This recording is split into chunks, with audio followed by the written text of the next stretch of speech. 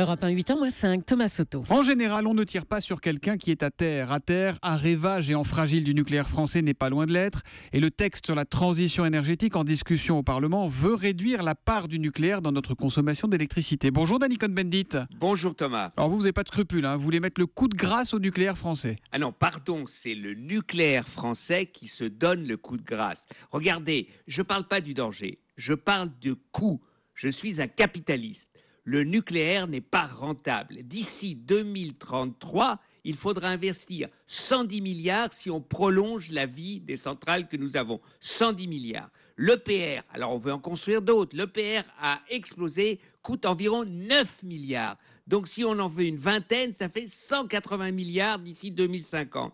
Et puis il y a le démantèlement du nucléaire. Alors là, chaque centrale va coûter 1 milliard de démantèlement et ça va durer entre 15 et 20 ans. Donc vous voyez, le nucléaire, c'est misé sur une technologie dépassée. Voilà, c'est le nucléaire qui se donne le coup de grâce. Ça fait un petit peu nucléaire, non merci. Vous avez les cheveux et les pattes d'Ève qui poussent là, Dany. C'est le retour de Dany Le Rouge. Et dans 5 minutes, vous allez nous inciter à nous éclairer à la bougie. C'est ça l'idée? C'est ça le progrès? Alors, camarade Thomas, je ne savais pas que vous aviez votre carte au MEDEF et à la CGT en même temps. Vous avez les arguments. D'ailleurs, Robert Hue me l'avait sorti en 99 dans la campagne européenne que je voulais éclairer la France à la bougie. Non, arrêtons.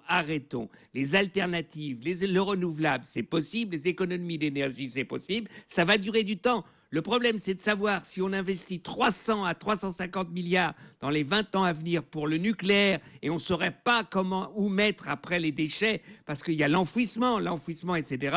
Ou alors, est-ce qu'on investit dans quelque chose de nouveau qui, justement, modernisera l'économie française? Mais en attendant, les énergies alternatives, vous le dites vous-même, elles ne sont pas prêtes. Regardez l'Allemagne qui fait tourner des mines de charbon plein pot, ce qui pollue pour éviter le nucléaire. Not wrong, c'est tout à fait faux, pardon, monsieur Thomas. D'abord, l'Allemagne est arrivée à plus de 30% d'énergie renouvelable aujourd'hui. Deuxièmement, Vattenfall, l'électricien au charbon suédois, vient de dire que d'ici 2030, ils vont arrêter parce que le charbon n'est plus rentable.